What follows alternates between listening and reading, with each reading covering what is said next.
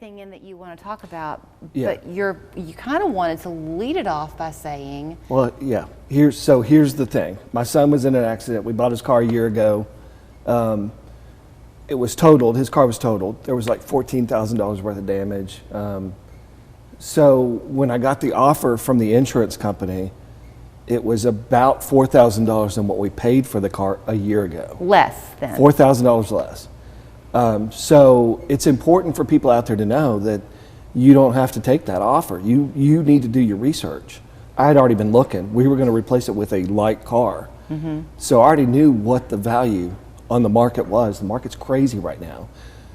All insurance companies use a rating company that goes and evaluates that car within 150 miles. And for this particular car, they had to expand the search to 250 miles.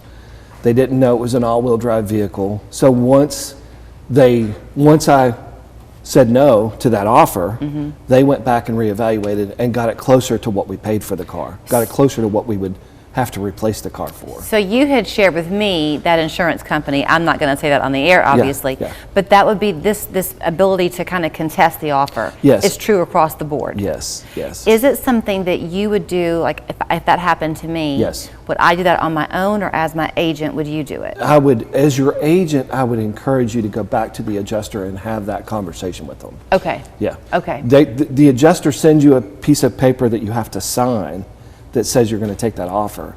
Before you sign the offer, you need to talk to your agent. Your agent will help guide you through that process. And if, again, it's sad. My wife works at Blue Cross. Kind of happens the same thing on the health insurance side. If you don't know the process, mm-hmm. the coding, yeah. that you can get stuck in a hole. Right. You have to do a little work on your side right. and understand what's happening. Right. In order to not just take whatever's coming at you. Sure. So what happened to you, so that in your son's case, if it's okay for me to say, the person that was involved in that accident with him, I think did not have insurance, correct? They did have insurance. They left the scene of the crime. They failed to yield the right of way. They left the scene of the incident, and the police had to track them down in order for us to be able. But we filed the insurance through my insurance company. Okay. It's another important one, right?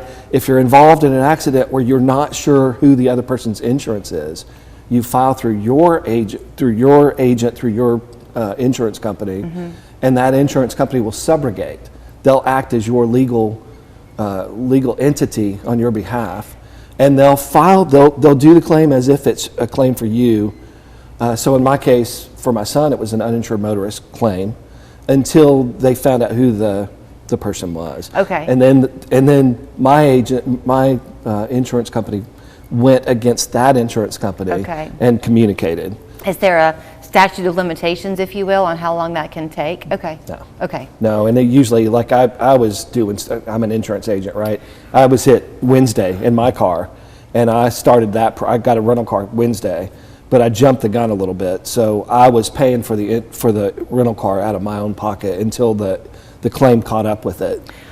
Okay. Does that make sense? Yes, it does make sense, because I was kind of going to go in that direction next. Yeah. So your accident was multiple cars involved. Yes. Some things happened. Bryan got out of the way, but then the person behind him hit him, and he was sandwiched in the middle. So of course you went to the hospital just to get checked out. Yes. Yeah. If you are in a situation like that, and there are medical bills that begin to mount. In your case, they weren't extensive, but they can become that way. Yes, very quickly.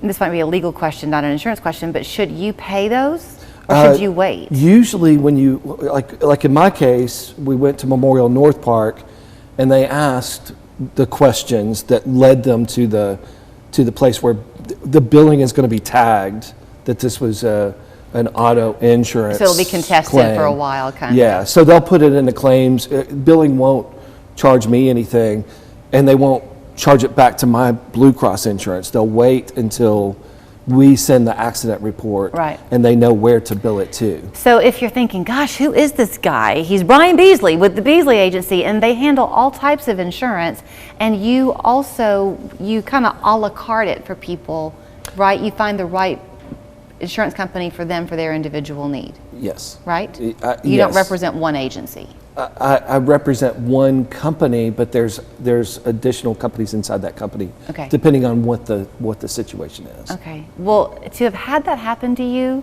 in just a few days, you look really good, and you're still smiling. Thanks. So we owe you one. And on Mondays, we always do the dad joke of the week, right? Yes. So I'm not going to make you tell it. Please don't. Okay, but here's where you'll find Bryan. It's the Beasley Agency there in Dayton on Market Street.